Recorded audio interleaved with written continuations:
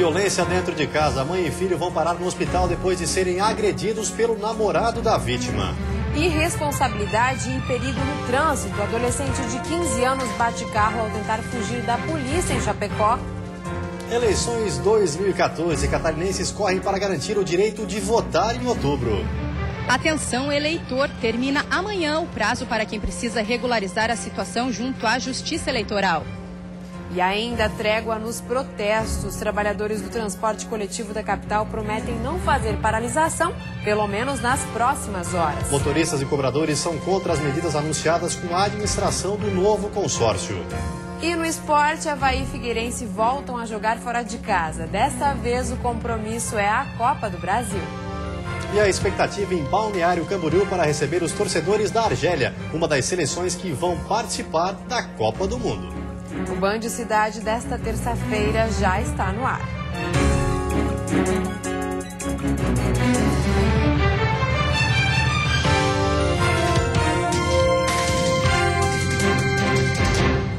Olá, boa noite. Olá, boa noite. Está preso o homem que agrediu a companheira e o enteado de 1 ano e meio em Jaraguá do Sul. O crime ocorreu na noite de ontem. A mulher e a criança precisaram de atendimento médico. O hematoma no rosto e as marcas no pescoço são resultado da violência doméstica. Essa mulher, que não quer se identificar, foi agredida pelo companheiro, Ricardo Belo, de 32 anos. No momento da agressão, ela segurava o filho de 1 ano e 7 meses, que é enteado do agressor. A criança também acabou atingida pelos golpes. A vítima revela que pediu por socorro. Quando chegou na sala, ele já estava me matando, enforcado. Está sendo asfixiada? Sim, as marcas assim. Estava sendo morto. Ele estava já com as 2 mãos no meu pescoço. Mãe e filho chegaram a ir para o hospital e agora passam bem. O motivo da violência teria sido ciúmes da companheira com um terceiro morador da casa, com quem dividiam aluguel. O casal, que é do Paraná, morava há pouco tempo em Jaraguá do Sul. Ricardo estava na cidade há 1 mês e a mulher há 2 semanas. Ele foi preso em flagrante e confessou a autoria das agressões e afirmou que havia bebido. Ele vai responder por lesão corporal, dupla lesão corporal, em decorrência da agressão contra a mãe e contra a criança, e a pena pode chegar para cada um desses crimes de 3 meses a 3 anos. Por enquanto, ele continua preso. A polícia já pediu à justiça medida protetiva de urgência para as vítimas. O agressor vai ter que manter pelo menos 100 metros de distância da criança e da mulher. A mulher agredida já pensa em retornar para o estado de origem, mas por enquanto vai permanecer na cidade. Por enquanto eu pretendo ficar aqui até sair a audiência. Depois eu volto para o Paraná. E em Araranguá, no sul do estado, um homem foi preso por abusar sexualmente da própria filha de apenas 12 anos. O crime foi gravado pelo próprio autor. Joaquim Marques Silvério, de 53 anos, foi preso por estupro de vulnerável.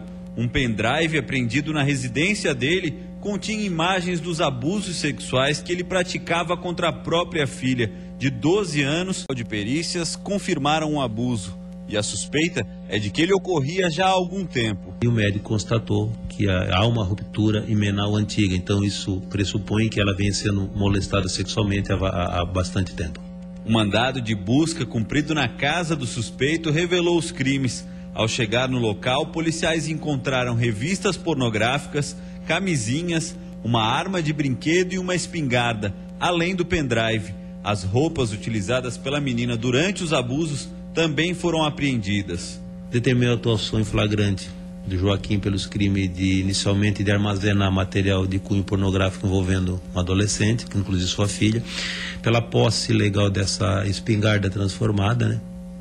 E também pelo crime de estupro que ocorreu em dias anteriores. E ele próprio confessou que ele permitia que a sua esposa mantinha relação sexual com o seu sobrinho, porque era uma fantasia.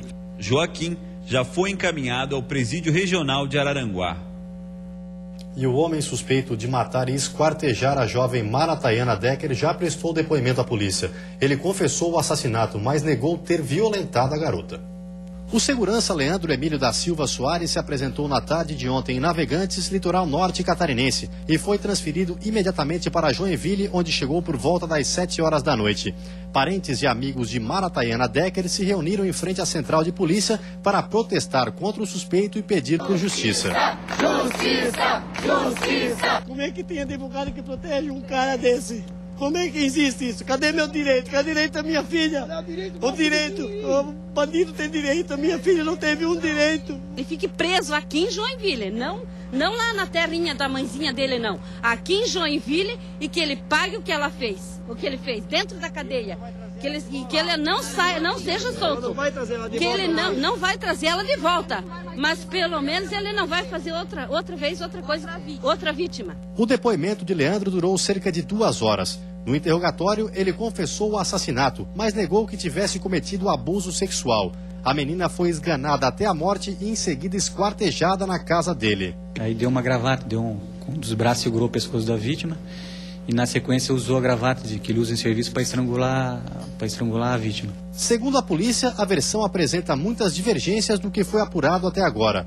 A ex-mulher e uma ex-namorada já foram ouvidas e confirmaram o perfil violento de Leandro. Então pode-se dizer que ele só contou aquilo que é conveniente para ele, né?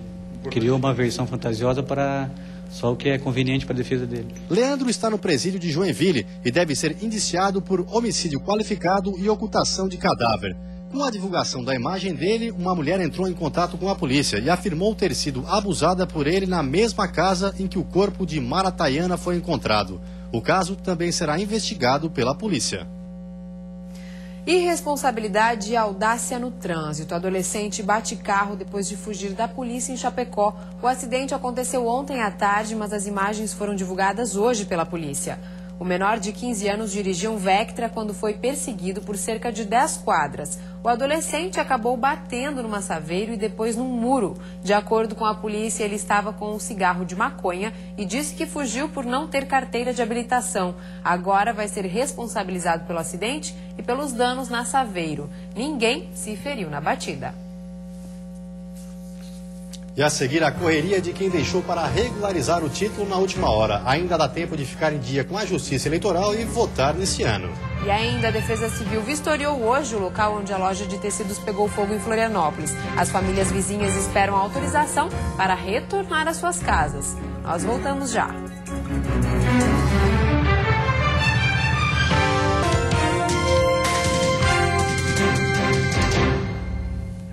Eleições 2014. Termina amanhã o prazo para os eleitores regularizarem a situação com a Justiça Eleitoral. E é grande o corre-corre dos catarinenses para deixar o título em dia e conseguir votar nesse ano. Ao vivo, a repórter Priscila Dallagnol tem mais informações. Boa noite, Priscila. Boa noite, Gregório. Boa noite, Cibele. Boa noite a todos que nos assistem. Olha, nesses últimos dias, a Justiça Eleitoral aqui em Florianópolis vem atendendo em média 1.200 eleitores. Dentro do cartório o movimento é intenso, aqui atrás de nós também fila muito grande. E aqui ao meu lado quem vai conversar com a gente é Ana Cláudia Furtado Vidal, coordenadora da Central de Atendimento ao Eleitor de Florianópolis. Ana, boa noite. Que tipo de serviços são esses que podem ser feitos até amanhã?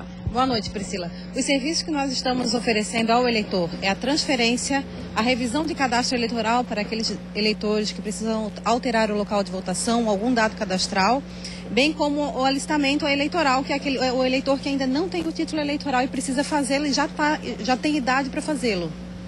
Esse prazo até amanhã, por exemplo, a Justiça Eleitoral está atendendo em regime de plantão, né? Desde quando isso vem acontecendo e é só até amanhã mesmo? Exatamente, é só amanhã. Nós estamos atendendo em regime de plantão desde a segunda-feira passada, no dia 28 de abril. Fizemos plantão também neste sábado e domingo e amanhã encerra o período para a regularização das pendências que os eleitores, porventura, tenham com a Justiça Eleitoral. Ana, que tipo de pessoa, de eleitor, não é recomendado que venha até aqui diante desse grande movimento, já que a Justiça Eleitoral também tem uma central de atendimento por telefone, né? É verdade, nós temos disponível para o eleitor o Disque Eleitor, então a gente orienta o eleitor que ele entre em contato com o Disque Eleitor para verificar se ele realmente precisa vir ao cartório eleitoral. E aquele eleitor que precisa vir é só aquele que tem alguma pendência, principalmente aquele que deixou de votar por 3 vezes consecutivas ou deixou de justificar, porque daí ele deve estar com o título cancelado. Muito trabalho até amanhã, então, Ana. Com certeza. Obrigada pelas informações. Vamos aproveitar para repassar para o eleitor que está em casa o número da Central de Atendimento da Justiça Eleitoral. Anote aí, é o 0800 645 8732. Cibele Gregório, voltamos com vocês. Obrigada, Priscila, pelas informações. E olha, em Santa Catarina, a maioria dos contribuintes fez a declaração de renda. Mas se você está na lista dos que perderam o prazo, saiba agora como proceder.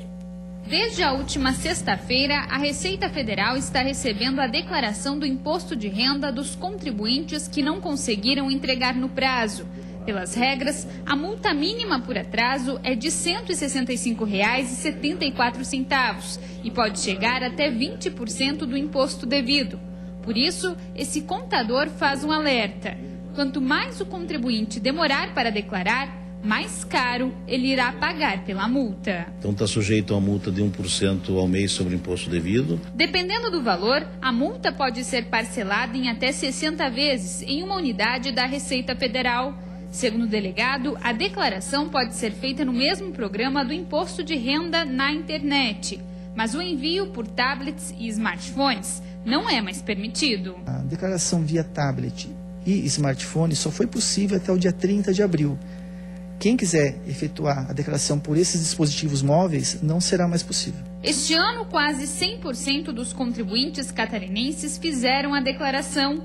Quem ainda não acertou as contas com o Leão ou preencheu de maneira incorreta o formulário está sujeito a cair na malha fina e ter o CPF bloqueado pela Receita. Este contador explica que a falta de documentos pode comprometer a declaração. Documentos comprobatórios de médico, dentistas, plano de saúde, essa é a grande dificuldade deles. Isso na hora de declarar atrasa também, né? Atrasa também, né? Porque nós não podemos mandar a declaração se não tiver com toda a sua documentação em dia. O prazo para os contribuintes receberem a restituição do imposto de renda começa em junho e vai até dezembro desse ano.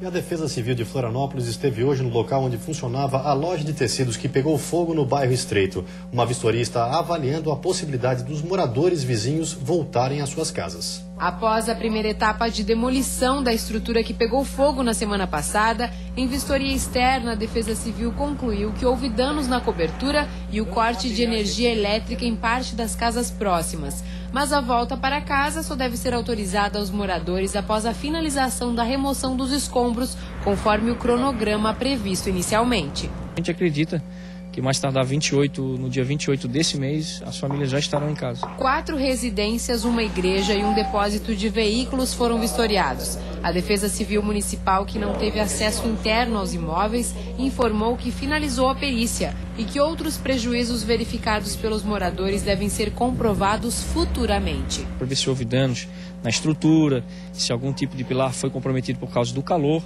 Então isso vai ter que correr pelos proprietários. Da parte da Defesa Civil foi concluído que houve dano às residências. E a seguir tem futebol, a maratona de jogos dos times da capital fora de casa. E ainda a Copa do Mundo movimenta também Balneário Camboriú. A cidade vai receber torcedores da Argélia.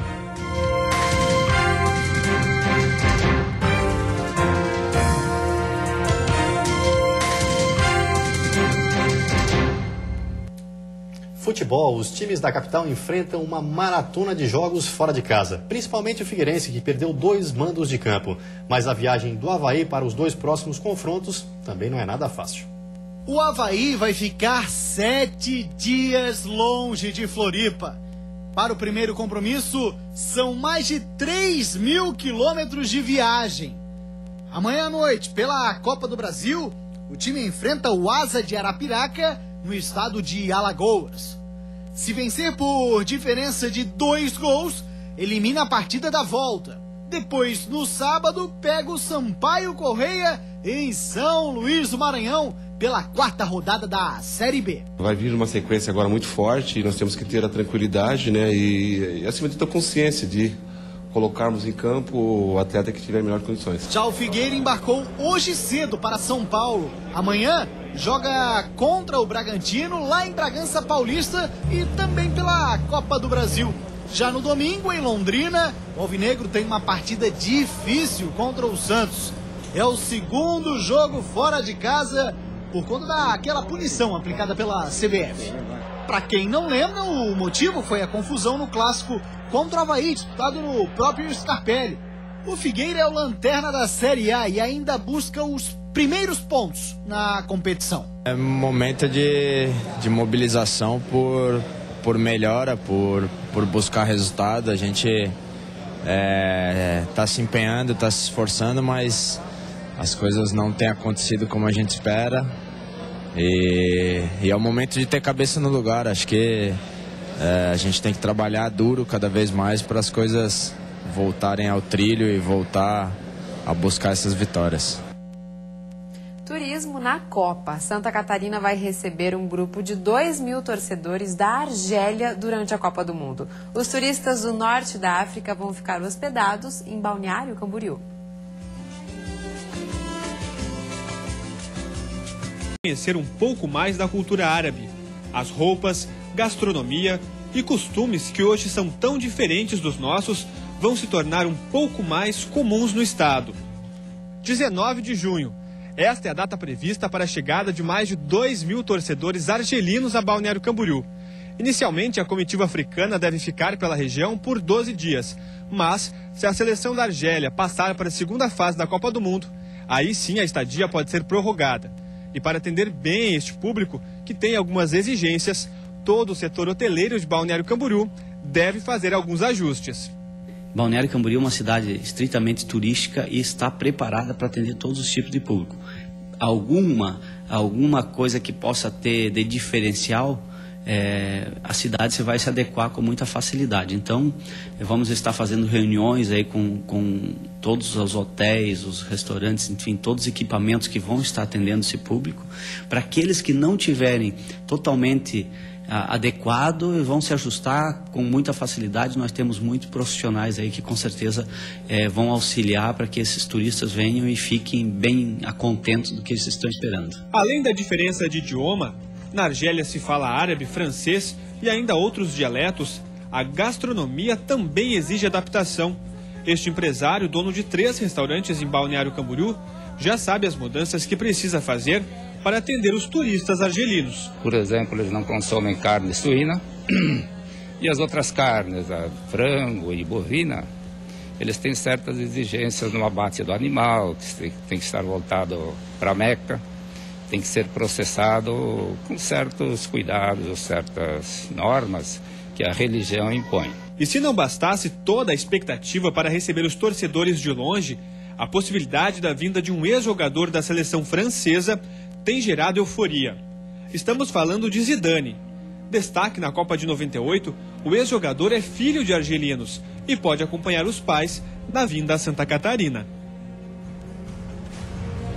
E a seguir, a Universidade Federal concorda em ceder terreno para a duplicação da avenida que dá acesso ao campus na capital. E ainda, motoristas e cobradores da Grão de Florianópolis recebem proposta e descartam greve para hoje.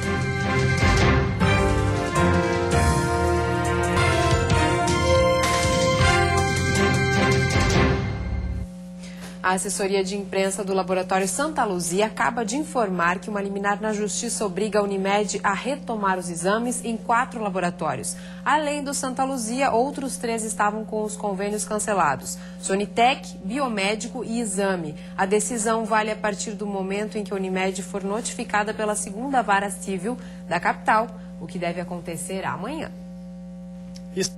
Vai receber recursos para melhorar as redes de água e esgoto de 24 municípios. Um deles é Joaçaba, no meio-oeste. A situação de Joaçaba, quando o assunto é saneamento básico, preocupa.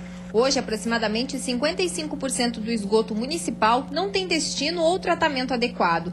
Um problema percebido por moradores como seu Ivo, que há 30 anos mora num bairro sem rede coletora. Cheiro e o esgoto está correndo na água, né? Não tem, as fossas que tiver poucas, e daí cai tudo na água, tem cheiro, a reviria aí. A prefeitura buscou recursos para aumentar a cobertura. Um projeto foi desenvolvido em parceria com a empresa responsável pelo tratamento de água e esgoto e encaminhado ao governo federal. O projeto, na verdade, ele prevê uma rede central, uma rede principal, e em frente a cada terreno, a cada lote baldio, ou quando tem uma residência, é feita uma puxada do centro até o passeio público, e ali fica uma tampa onde o proprietário, se já tiver a casa construída, vai ligar agora ou no futuro, quando for construída. Foram liberados cerca de 7 milhões de reais para que Joaçaba invista em obras de saneamento. O recurso da Fundação Nacional de Saúde faz parte do Programa de Aceleração do Crescimento do Governo Federal. O termo de compromisso foi assinado em Brasília e outras 23 cidades catarinenses também foram contempladas. Em breve, a licitação para contratar a empresa responsável pela obra em Joaçaba será lançada. Os trabalhos começarão pelos bairros maiores. A meta com o recurso é que o município aumente a cobertura de coleta de esgoto dos atuais 45% para 65%. A quarta-feira vai ser de nebulosidade variável, com aberturas de sol e condições de chuva fraca. Temperatura em pequena elevação. A mínima fica em 12 graus na Serra e a máxima em 28 no sul, Vale do Itajaí e litoral norte do estado. No Planalto Norte e no Oeste, máximas entre 23 e 24 graus. Já na Grande Florianópolis, a máxima chega aos 27 graus. Avanço nas negociações. A Universidade Federal de Santa Catarina decidiu hoje que vai ceder um terreno para a duplicação da Avenida Deputado Antônio do Vieira. Mas a liberação depende de várias condições. As discussões sobre a duplicação da rodovia Deputado Antônio do Vieira no bairro Pantanal se arrastam por mais de uma década. Há pelo menos 4 anos, o município aguardava uma resposta da Universidade Federal. A doação de um terreno onde funciona o estacionamento do Centro Tecnológico e 2 prédios do Centro de Desportos foi confirmada pelo Conselho Universitário.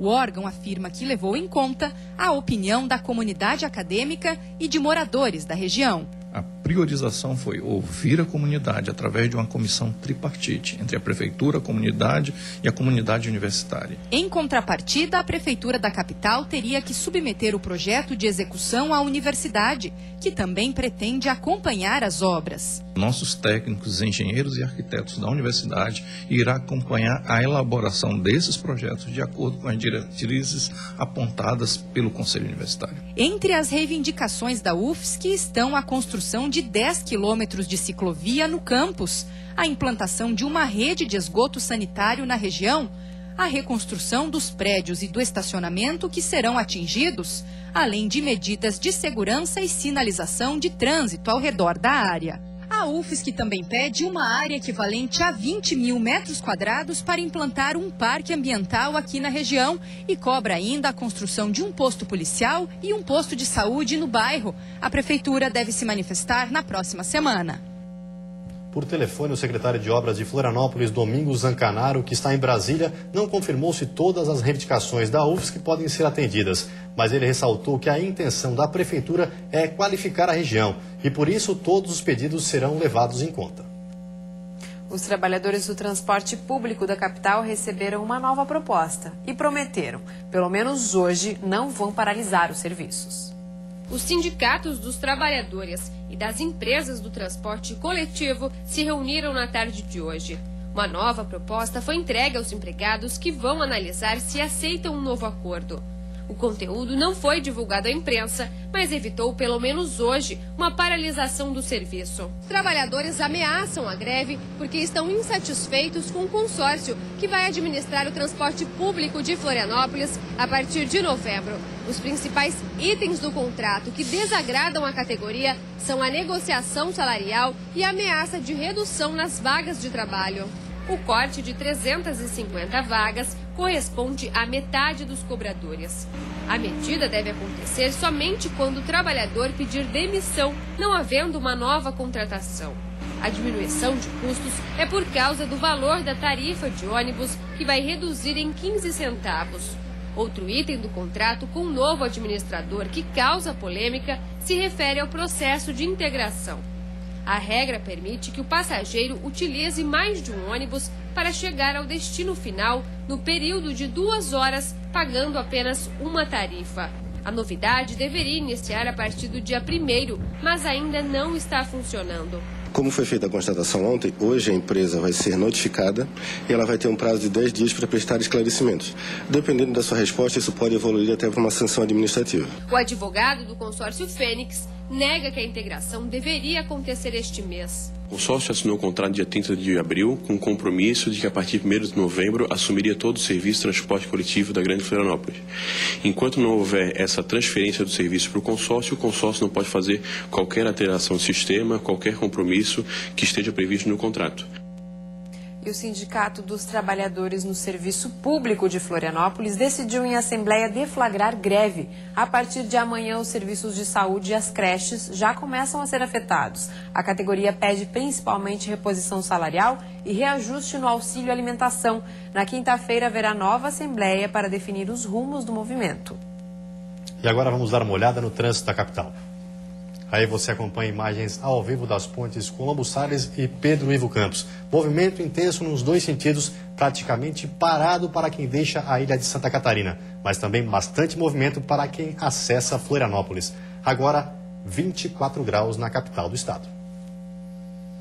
Vem aí o Jornal da Band. Uma ótima noite para você e até amanhã. Boa noite, até amanhã.